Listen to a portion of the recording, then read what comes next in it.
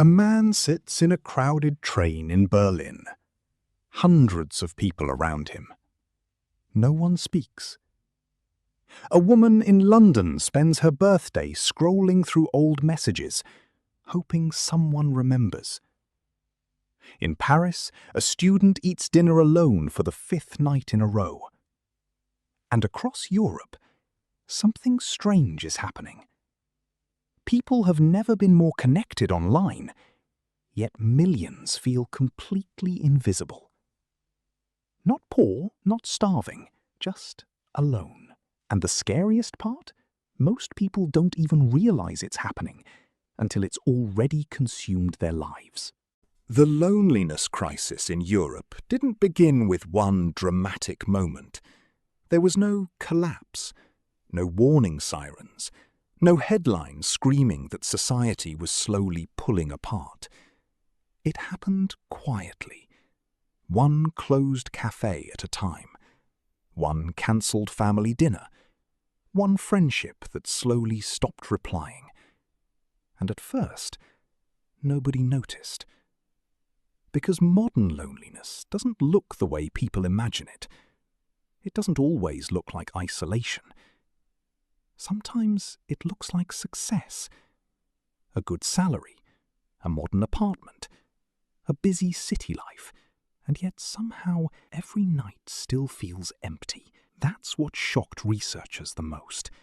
In some of Europe's richest, safest, and most developed countries, loneliness is exploding, not only among the elderly, among young people too, especially young people. In cities like Stockholm, Amsterdam, Berlin, and London, millions now live alone. Entire apartment buildings filled with strangers who have never spoken to each other. People wake up, go to work, come home, repeat.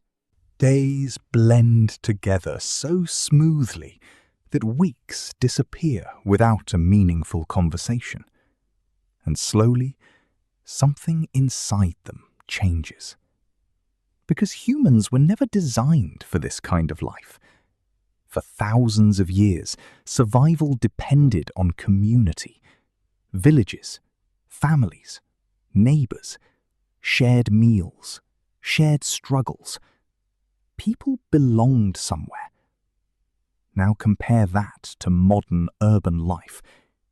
You can live beside someone for 5 years and never know their name. And this is where the story gets darker. Because loneliness isn't just emotional anymore. Researchers across Europe have linked chronic loneliness to anxiety, depression, heart disease, sleep disorders, and even early death. Some scientists compare its health impact to smoking. But despite that, people still treat loneliness like a personal weakness, as if admitting you're lonely means you failed socially. So millions stay silent, especially men. In the UK, one survey found huge numbers of men had no close friend they could call during a crisis. Not one. And when you really think about that, it's terrifying. Because modern life trains people to appear fine. Post the vacation photo. Reply with, "Doing great." Keep moving. Meanwhile, entire emotional lives are collapsing in private. A 29-year-old office worker in Frankfurt described his routine like this. "I talk to people all day, but I don't feel known by anyone." That sentence captures the entire crisis. People are surrounded by interaction, but starving for connection. And social media made the illusion even stronger. At first, it felt revolutionary. Suddenly, everyone was connected instantly. But over time, something subtle happened. Conversations became shorter. Friendships became performative. Attention spans shattered. People stopped calling, stopped visiting. stopped sitting together without checking a screen every few minutes anymore. Even moments of silence became uncomfortable. And yet, despite all this connection, people began feeling more emotionally abandoned than ever, especially after the pandemic. Lockdowns changed people psychologically. Many never fully returned. Some lost social confidence completely. Others became addicted to isolation without realizing it. Staying home became easier than risking awkwardness, rejection, or emotional vulnerability. And technology quietly adapted around that fear. Food delivery, remote work, streaming entertainment, online shopping. You can now survive for days without speaking to another human being in person. Convenient? Absolutely. Healthy? That's a different question. In cities across Europe, psychologists started noticing a disturbing pattern. Young adults were reporting feelings once associated mainly with old age: emptiness, meaninglessness, emotional numbness. Some described their lives as emotionally flat. Nothing terrible happening, but nothing deeply human either. And strangely, the lonelier people became, the harder socializing felt. That's the cruel cycle nobody talks about. Loneliness creates withdrawal. Withdrawal creates more loneliness. Then eventually, even simple interactions start feeling exhausting. A text goes unanswered. An invitation gets delayed. A friendship fades quietly. No argument, no dramatic ending, just distance. And one day, people realize they have nobody left they can truly open up to. But here's where the story takes an unexpected turn. Because Europe's loneliness crisis isn't only about technology. It's also about the way modern society redefined success. For decades, independence became the ideal. Move out early, be self-sufficient, need nobody. And in many ways, that freedom was empowering. But somewhere along the way, dependence became shameful. Needing people started sounding weak, even though humans are deeply emotional, social creatures. People began building lives optimized for efficiency instead of belonging.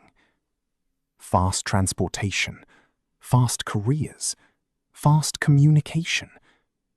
But emotionally, everything slowed down. Real connection takes time. Long dinners, late-night conversations, shared memories. None of those fit neatly into productivity culture. So relationships slowly became secondary. And loneliness filled the empty space. You can actually see this physically in some European cities. Tiny apartments, silent public transport, headphones everywhere. Thousands of people moving beside each other like ghosts. And the scariest part is how normal it feels now. There's a moment many lonely people describe. You're surrounded by people, but feel emotionally unreachable, like there's glass between you and everyone else. You laugh, you work, you function. But inside, something feels disconnected from the world. That feeling has become disturbingly common, especially among Gen Z.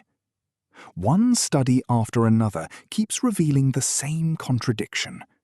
This generation is the most digitally connected in history, and one of the loneliest.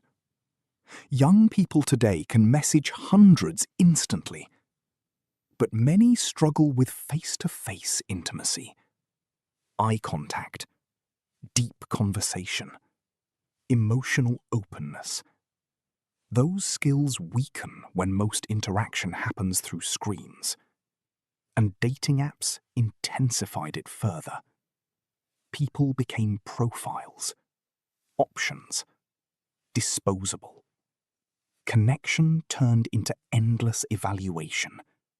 Swipe, match, ghost, repeat. Some people spend years trapped in that cycle, always searching, rarely bonding. But loneliness doesn't only destroy relationships. Eventually, it changes identity itself. When people feel unseen long enough, they begin questioning their value. Am I forgettable? Do I matter to anyone? Would anyone notice if I disappeared? Those thoughts become incredibly dangerous when left unspoken, and yet millions quietly carry them every day. But then, something surprising started happening. In parts of Europe, people began fighting back against loneliness in small, almost invisible ways. Not through massive government programs, through human moments.